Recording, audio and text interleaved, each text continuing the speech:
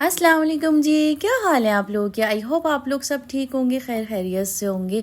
तो अभी मैं बनाने लगी थी आयशा और अपने लिए नाश्ता, क्योंकि रमज़ान के बाद जो है ना प्रॉपर लाइफ अब रूटीन जो है वो शुरू हो चुकी है। और रमज़ान की रूटीन थोड़ी सी अलग होती थी, अब रूटीन थोड़ी सी डिफरेंट हो गई। वही नॉर्मल लाइफ जो है हमारी स्टार्ट हो चुकी है। तो अभी आयशा आयशा के लिए नाश्ता बना रही थी, क्योंकि वो जो है ना अभी उसका बोर्ड के एग्ज़ाम चल रहे हैं, तो उसे जो है ना पहले मैं दे के फ़ारिग कर दूँगी और फुल रूटीन जो है ना मैं आप लोगों से शेयर करूँगी। तो वैसे भी रमज़ान के बाद बहुत ज़्यादा गर्मियाँ हो रही हैं, अचानक से इतनी गर्मी पड़ गई है और धूप भी बहुत ज़्यादा तेज़ निकल रही है। तो बस एक ये इंशाल्लाह अल्लाह पाक आगे भी आसानियाँ फरमाए जिस तरह से गर्मी हो रही है। तो यहाँ पे जो है मैं ऑमलेट बना के बस वो रख दूँगी। आयशा रेडी हो रही है पेपर्स के लिए, तो बस ये कि वो तैयारी कर लेगी। और अभी रमज़ान के बाद बच्चों की जो है ना फरमाइश ये थी कि ना आज मम्मा खाने में कुछ हल्का फुल्का ही बनाएं, क्योंकि मेरे ख़्याल में रमज़ान के बाद जो सबसे अच्छी डिश जो लगती है ना वो लगती है दाल और चावल। आप लोग बताएं, आप लोग क्या खाना पसंद करते हैं रमज़ान के बाद? तो हमारे यहाँ तो यही होता है कि रमज़ान के बाद ना बच्चों की फरमाइश यही होती है कि मम्मा बस सब दाल चावल बना लें, या आलू मटर का सालन बना लें। इस तरह से जो है ना बच्चे शौक से खाते हैं। अच्छा, यहाँ पे जो है ना मैंने अपने लिए ब्राउन ब्रेड हल्की सी टोस्ट कर ली थी। साथ में आयशा को जो है ना रात की रोटी रखी हुई थी, उसे रात की रोटी जो है ना नाश्ते में अच्छी लगती है, उसे यहाँ पे मैं जो है ना उसे फ्राई करके दे दूँगी। और साथ में मेरी चाय भी जो है ना आज बन गई थी। तो काफ़ी दिनों बाद मॉर्निंग में मैं चाय पी रही हूँ, वरना मैंने मॉर्निंग में ना चाय स्किप की हुई थी। मैं सिर्फ और सिर्फ ब्लैक कॉफ़ी पीती थी। तो बस आज भी जो है ना मैंने फीकी ही चाय बनाई है अपने लिए, और आयशा के लिए इसमें थोड़ी सी शुगर मैं ऐड कर लूँगी और मैं फीकी ही पीऊँगी। तो मेरा जो अभी नाश्ता होता है आजकल वो ब्राउन ब्रेड होता है, साथ में जो है ऑमलेट होता है, और ये फीकी चाय होती है। अच्छा, अब एक रूटीन थी हमारी रमज़ान से पहले, एक डाइट हमारी चल रही थी, उस हिसाब से जो है ना मीठा मीठा मैंने सब कुछ स्किप किया हुआ था। लेकिन रमज़ान में जो है ना थोड़ा सा शरबत भी पीने में आया और खाने की रूटीन भी डिस्टर्ब हुई, और उसमें कंट्रोल भी हमने जो है ना नहीं किया। तो खैर जी, इसमें मैंने कैंडल डाल रही थी, मैंने कहा आहिस्ता आहिस्ता मुझे आदत हो जाएगी। अच्छा, आशा जो है यहाँ पे नाश्ता करके फ़ारिग हो गई थी, तो बस ये जा रही थी और ये कह रही थी कि मम्मा मेरे लिए दुआ करें कि मेरा जो पेपर है ना वो बहुत अच्छा सा हो जाए। तो ये अपने बाबा का इंतज़ार करी थी, वो आएंगे तो वो उसे छोड़ कर आएंगे स्कूल में। और मैं इसे समझा रही थी कि मैंने कहा अलहम नशरा पढ़ती रहो तो सारा पेपर जो है ना तुम्हारे लिए आसान हो जाएगा। तो कहने लगी मम्मा मैं जो है ना यही करती हूँ, और मुझे नहीं पता कि कैसे जो है ना पेपर्स में जो भी सवाल आते हैं उनके जवाब मेरे दिमाग में आने लग जाते हैं। तो मैंने कहा ये सब अलहम नशरा की बरकत की वजह से है, क्योंकि अल्लाह पाक जो है ना इससे आसानियाँ फरमा देते हैं, तो जो भूली हुई चीज़ें होती हैं ना वो भी दिमाग में आने लग जाती हैं।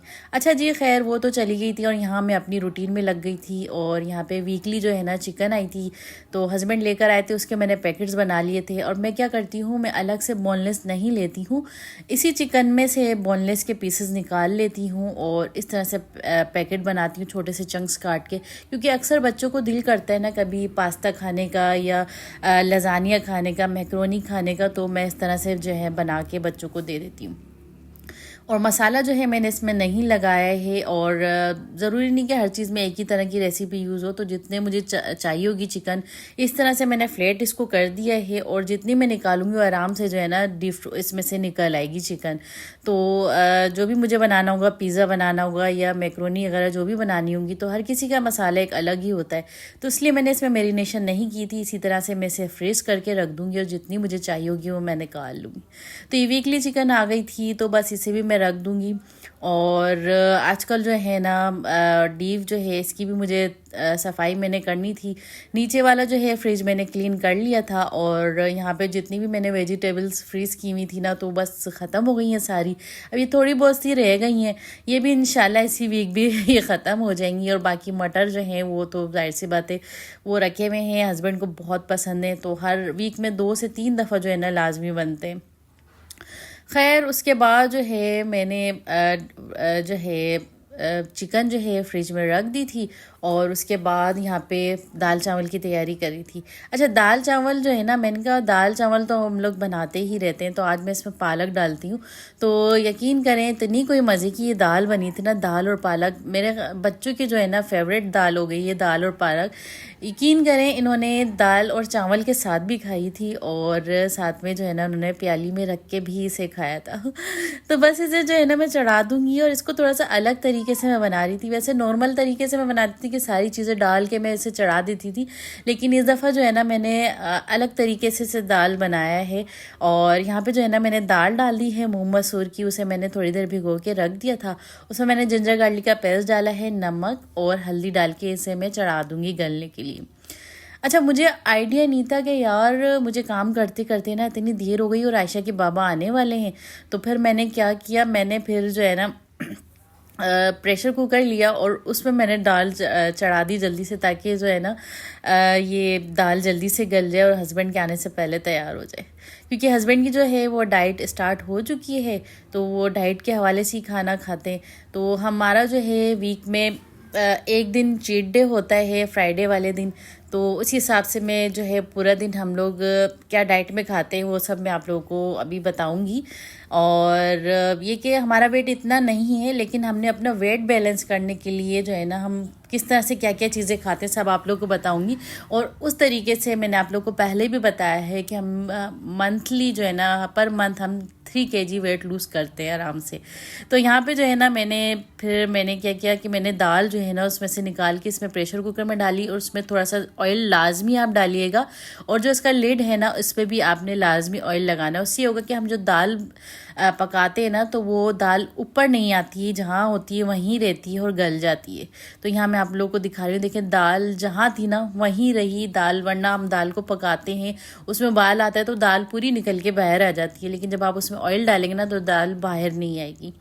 अच्छा, यहाँ पे जो है ना इसका मज़ेदार सा मसाला तैयार कर लेते हैं, और सारी कहानी जो है ना यहाँ पर ही है। अगर ये मसाला अच्छा बन गया ना तो आपकी दाल पालक बेहतरीन बनेगी। अच्छा, यहाँ पे जो है ना मैंने जो है ऑयल लिया था, उसमें मैंने यहाँ पे जो है प्याज डाल दी थी, और यहाँ पे जो है ना मैंने एक फ्लावर रखा होता तो उसमें जो है ना हल्की सी हीट लगी तो उसका जो एक फ्लावर है ना वो जल गया, तो फिर मैंने उसे हटा दिया। क्योंकि गर्मी की तपिश इतनी कोई हो रही है ना, तो फिर जाहिर सी बात है हमारी हालत ख़राब हो गई, तो ये फ्लावर्स जो है ना ये भी जल गया था। खैर उसको जो है ना हटाने के बाद यहाँ पे मैंने जो है ना हरी मिर्चें और टमाटर प्याज के साथ डाल दिया था। प्याज को मैंने ब्राउन नहीं किया था, बस हल्का सा उसका जो है ना कलर चेंज करने के बाद मैंने टमाटर डाल दिए थे, हरी मिर्चें, साथ में कुटी हुई लाल मिर्च, नमक और पिसी हुई लाल मिर्च मैंने इसमें डाली है, और इसको हम अच्छे से मिक्स कर लेंगे। बस यही इसमें मसाले जाएंगे, और साथ में हम पालक भी इसमें ऐड कर देंगे। पालक हमने थोड़ा सा उसमें मिक्स किया, मिक्स करने के बाद हमने जो दाल गला के रखी थी ना वो हम इसमें डाल देंगे। तो इस तरह से आप दाल बना के देखिएगा, बहुत मज़े की बनती है, बहुत मज़े की बनती है। तो सब ने जो है ना इसे जो है बाउल में डाल के पी भी, और साथ में चावलों के साथ भी खाई। तो बस यहाँ पे जो है ना मैं इसे मिक्स कर लूँगी, और इसमें मैंने ना थोड़ा सा अजीनोमोटो मैंने इसमें डाला था, ये इसका सीक्रेट है। क्योंकि हम अक्सर बाहर से कोई चीज़ लेकर आते हैं ना उसमें एक अलग ही फ्लेवर आता है, जब भी हम लोग को बाहर के खाने की आदत हो गई है। तो यहाँ पे मैंने चिकन पाउडर डाल के इसको 5 मिनट और मज़ीद पकाऊंगी, और ये दाल हमारी बन गई थी। अच्छा, यहाँ पे जो है हस्बैंड के लिए प्लेट तैयार कर रही हूँ, और मैं भी यही खाती हूँ। तो हस्बैंड जो हैं वो जूस पीते हैं, इसके साथ ABC जूस यानी चुकंदर, गाजर और सेब और खीरा का, और उसके साथ थोड़ी देर बाद आधे घंटे बाद ये एक सैलेड का बाउल लेते हैं। और सिर्फ इतना ही जो है ना पोर्शन कंट्रोल जो भी घर में बना होता है मील, जो भी सालन होता है वो लेते हैं, और एक ब्राउन ब्रेड का पीस लेते हैं। तो उनका ये एक बिल्कुल परफेक्ट डाइट होती है जिसमें प्रोटीन भी आ जाता है, और रात में भी ये होता है कि मैं उनको कोई लेग पीस वगैरह इस तरह से बना के दे देती हूँ। खैर ये तो उनकी हो गई डाइट, इंशाल्लाह शेयर करती जाऊंगी कि हम लोग वीक में क्या क्या खाते हैं और किस तरह से हमारा वेट कम होता है। तो काफ़ी हद तक कंट्रोल हम लोग कर लेते हैं अल्हम्दुलिल्लाह। तो बस ये कि डाइट करने के लिए ना आप कुछ भी कर लें, आप कुछ भी कर लें, लेकिन डाइट कंट्रोल करने के लिए सबसे पहले अपने मुंह को रोकना ज़रूरी होता है। आपका मुंह रुक गया तो आपका जो डाइट है ना वो खुद ही कंट्रोल होने लग जाएगी, और आपका वेट खुद ब खुद कम होने लग जाएगा। तो ये कि आपकी जो है कैलोरीज कम होने लग जाएंगी, आप कम खाएंगे तो आपका वेट भी उस हिसाब से कम होने लग जाएगा।